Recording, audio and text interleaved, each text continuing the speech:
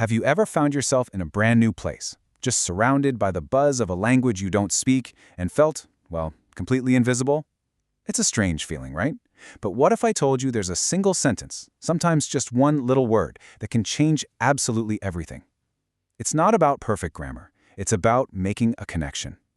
Before we begin, if you enjoy stories like this, please follow the channel and share this video. It genuinely helps this page grow and allows me to create more stories for you. Okay, so let's get into it. This is the story of a young man named Matteo.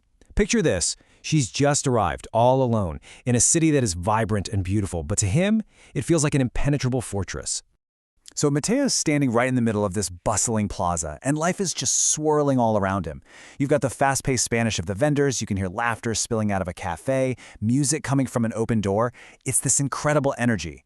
But for him, it's just noise. It's like a solid wall of sound that he just can't break through. He's clutching this little crumpled map, but honestly, the street names don't mean a thing. And it's more than just being lost on a map. He's lost in a sea of people. And he's watching, you know? He sees friends greeting each other with big hugs, couples whispering over coffee, families moving through the crowd like they're all one entity. It's like he's watching a movie that he's not a part of.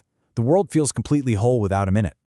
And right there, in the middle of all that life, this overwhelming feeling of loneliness just washes over him. It's like he's a ghost, just observing a world he can't touch.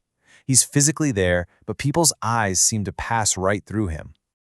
But, you know, desperation can be a pretty powerful motivator. He has to find the street where his little apartment is. The map is useless, the sun is starting to go down, and he realizes he has to do the one thing that absolutely terrifies him. He has to try and speak. So he steps to the side, takes a deep breath, and starts this little mental rehearsal. He's piecing together the few words he's practiced. Okay, first up, the greeting. Hola. Simple, right? He can do that. Then, his name. Me llamo Matteo. My name is Matteo. And finally, be polite. Mucho gusto. A pleasure to meet you. Just 3 small steps, that's all. He scans the crowd, and his heart is just pounding. He's looking for a kind face, you know, someone who won't get annoyed with his fumbling, broken Spanish. And then he sees her, an older woman sitting on a bench with this gentle look on her face. This is it. This is his chance. And he knows that the very first word out of his mouth is going to be the most important one.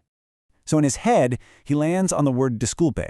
Now, this is so much more than just excuse me. It's like a polite knock on the door of someone's attention. It's asking permission to enter their world for just a moment.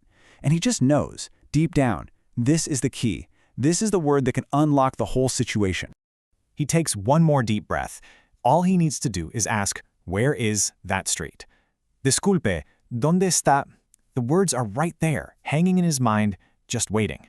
He starts walking over, his hands are literally trembling a little bit. He stands in front of the woman, and for a split second, he almost chickens out.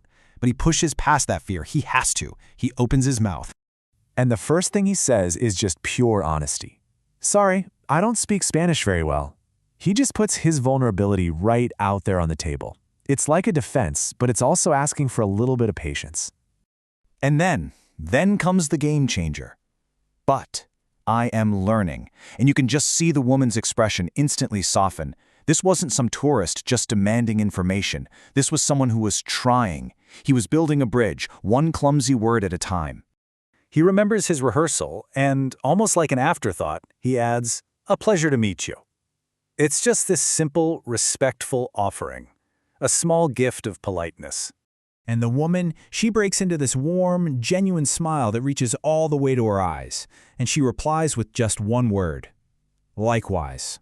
And in that single word, igualmente, Matteo's entire world just shifts. Yeah, it literally means likewise, but what he heard was so much more than that. He heard, the pleasure is mine too. He heard, I see you trying. He heard, you are not invisible. That one word, that was the connection. So the woman, she points him down the right street, speaking slowly and clearly for him. Matteo thanks her and starts to walk away, the map now totally forgotten in his pocket.